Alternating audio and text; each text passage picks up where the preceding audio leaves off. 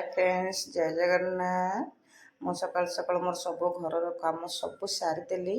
बर्तमान मु पड़े आसली ठाकुर घर को। मोर ठाकुर पूजा करी फूल फूल सब काढ़ी पकई खाड़ी सफा करदेली कहीं आज ग्रहण लगुच मत जल्दी पूजा करार अच्छी 9टा पर पूजा कराहब ना से मुझे जल्दी जल्दी ठाकुर पूजा करदे। मोर ठाकुर घर सब कम सारिकी ठाकुर पूजा करी बर्तमान जाऊँगी।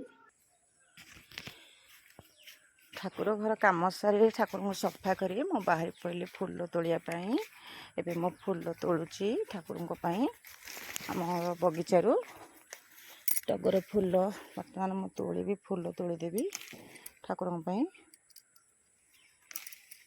जल्दी जल्दी पूजा करदेवा पड़ो आज कहीं ग्रहण लग जाऊँगी घरे आ ठाकुर को पूजा हो पारनी से लगे मुझे जल्दी जल्दी पूजा करदेवी।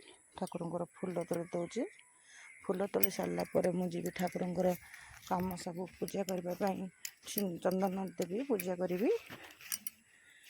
आम ये बगीचे एमती फूल होती देखु आपण एरिया एमती फूल अच्छी कि कमेंट द्वारा जनइबे ए कि फूल आर ना कौन मु जानी किंतु आमर ये बगीचे एमती फूलटे गछटी अच्छी देखा बहुत सुंदर लंबा लंबा डेम्फ हो बढ़िया है।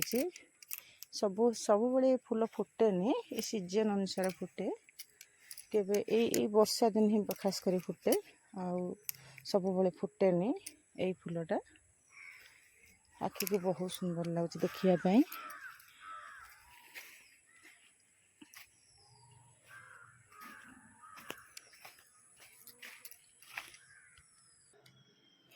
फूल देदेली ठाकुर को फूल देदेली बहुत कम फूल आज तोली थी जल्दी जल्दी जल्दी ठाकुर पूजा हो बोली कहीं ग्रहण लगे फटाफट जी फूल थी से ठाकुर को आज दे पूजा करदेवी।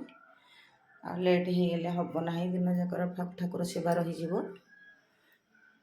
एमती ठाकुर पूजा करदेली आज करदी परी देदेली फूल देदेली और भी गोटे फूल देली एरंडे गोटे फूल दे देची। मु सकाल सकाल एमती पूजा करे सब बेले घरे आ सकाल पूजा करदेली। बर्तमान मुझे चौरा पूजा करने आ दांड में गणेश मूर्ति भी अच्छा भी पूजा करदेवी। सकाल बड़ कम गोटे सर ठाकुर सेवा। मु बर्तमान पलैसली तुलसी माँ पाखु पानी देवी टे ठाकुर को सूर्य देवता टे पानी देली।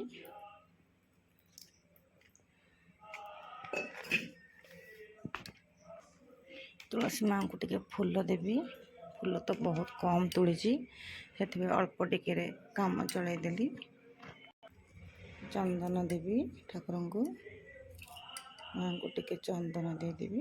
वृंदावती माँ घर अगणार तुलसी माँ आमर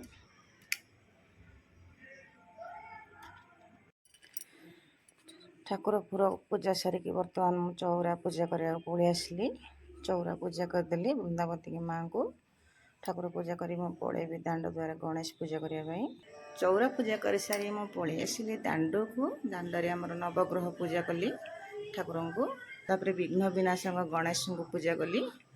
पूजा सारी मो कम सरीगला।